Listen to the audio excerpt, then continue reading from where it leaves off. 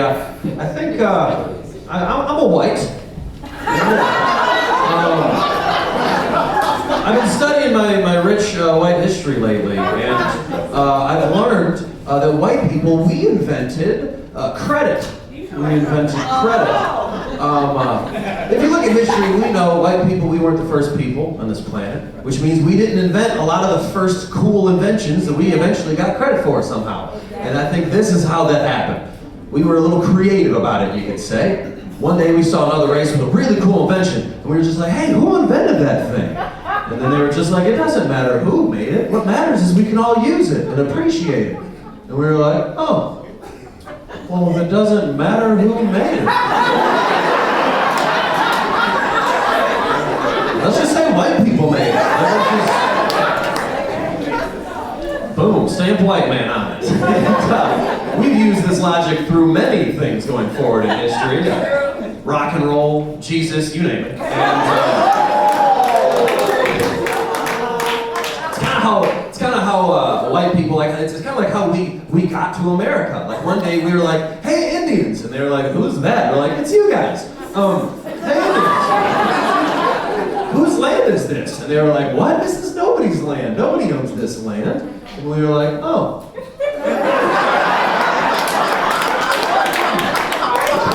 Well, if nobody owns this land, let's just say white people own it. Guys, America was founded on dibs.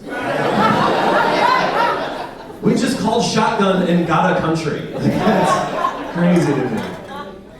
I learned recently there's a camp that exists where if you're an awful parent and you have a kid who is gay, you can send your kid to this camp if you hope to pray the gay away. Which is insane for too many reasons, to be honest. I believe in karma though, so I think what would happen, these homophobic counselors think they're getting all these gay kids together so they can tell them that they think what they're doing is wrong.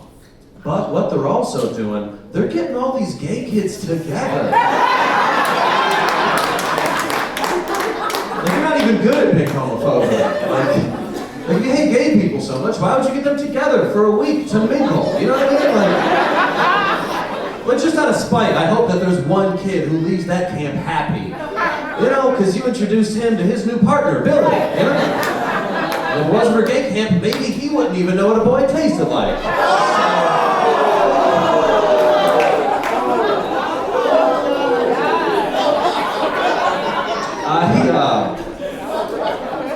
I have strong opinions, and I get into Facebook arguments a lot, because I don't use my time wisely. And I was arguing with a white man who was saying that, he was asking, how come white people can't use the N-word? And I used to have a lot of patience with this question, but I boiled it down to this throughout the years.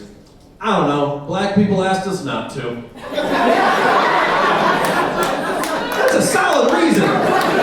Nobody uses that one. I really think we're thinking too hard on that issue. Eventually, what he said is he thinks he's better than black people because black people use the N-word and white people don't. And I'm like, all right, let's have this awkward conversation, okay? Because I think it's stupid to judge an entire group just based on one specific thing. I don't think white people, we want to be treated the same way. So it's like, all right, it is true, occasionally black people do use the N-word, but you know what they don't do? They don't curse when they're talking to their mother.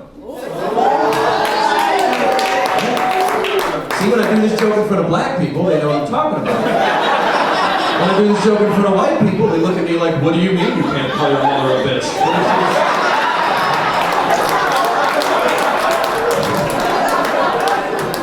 And if you don't believe me, we can just look at music real quick. Tupac, he said the N-word a bunch. And he had a song called Dear Mama about how much he loved his mom. Let's talk about a rapper who never used the N-word. Let's talk about Eminem, for example. He had a very different opinion on his mother. How he wanted to murder her and bury her in the ground. But he never said the N-word, so white people are cool. All right, thank you guys very much, everybody.